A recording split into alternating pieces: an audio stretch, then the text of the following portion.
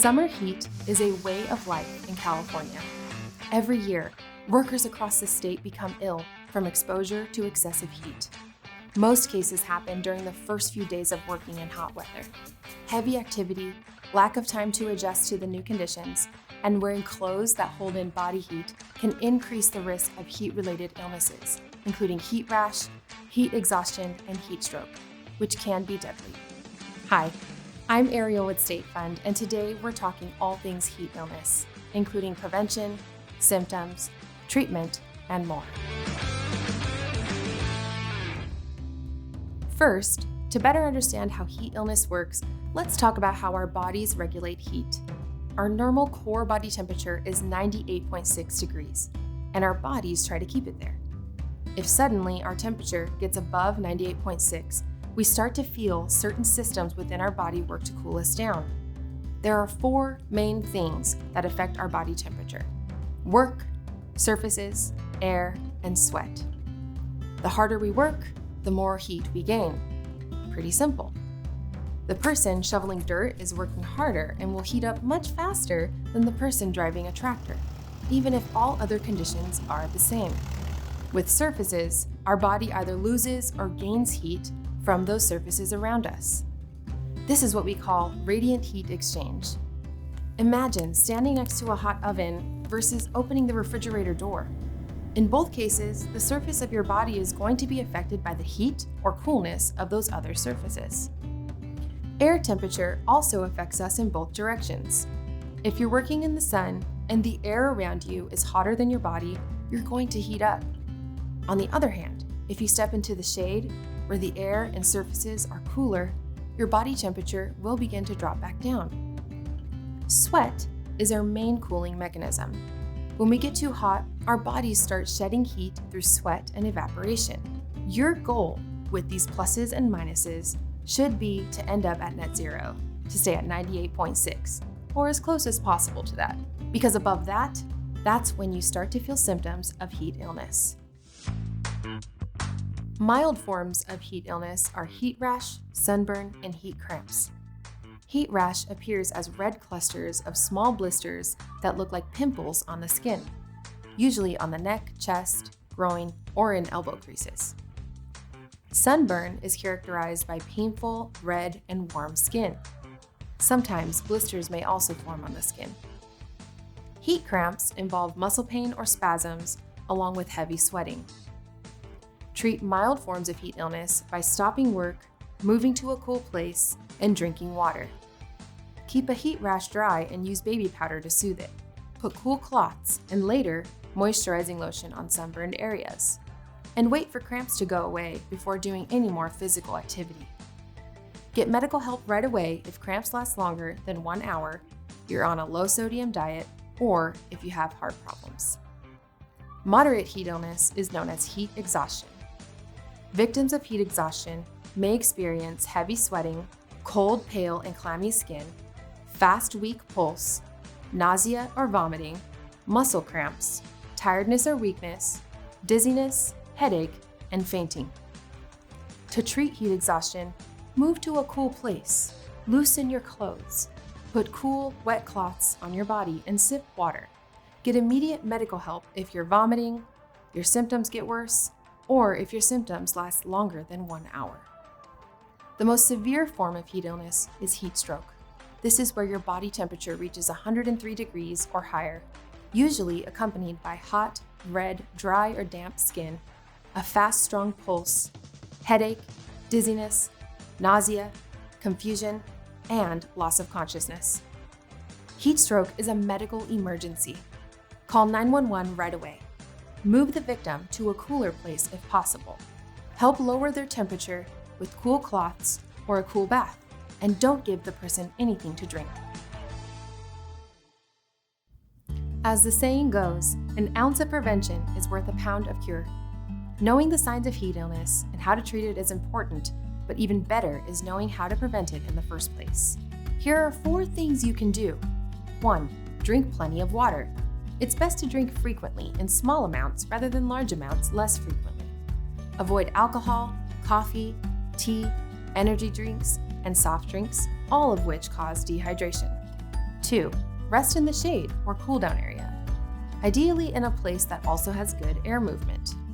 If you're outdoors, this could be a building, a canopy, or under a tree. If indoors, a place cooler than 82 degrees. Even just 5 minutes of cool down periodically is enough to reduce the threat of heat illness. 3. Dress appropriately. Wear loose-fitting, lightweight fabric that will allow airflow to aid in cooling your body.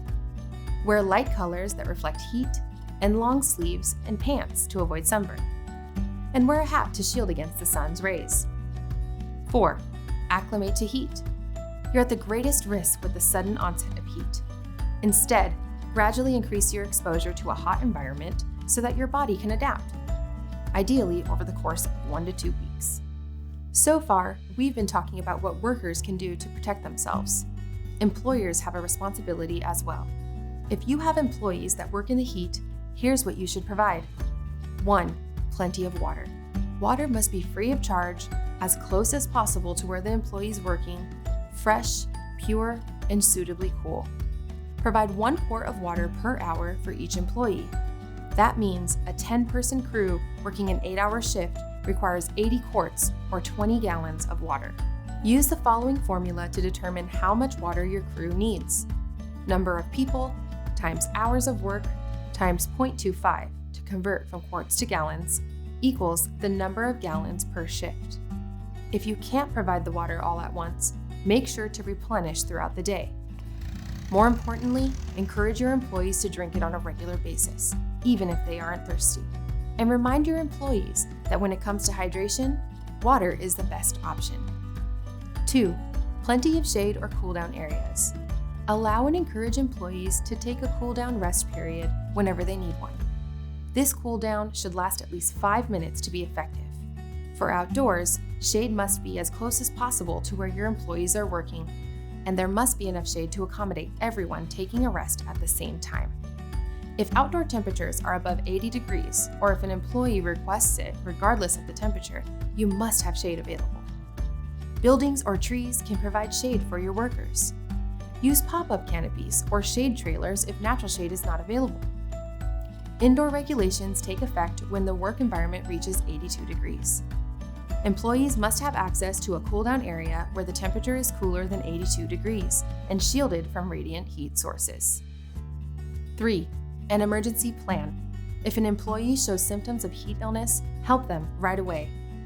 Coworkers should be ready to act immediately. Steps they can take include calling for emergency medical response.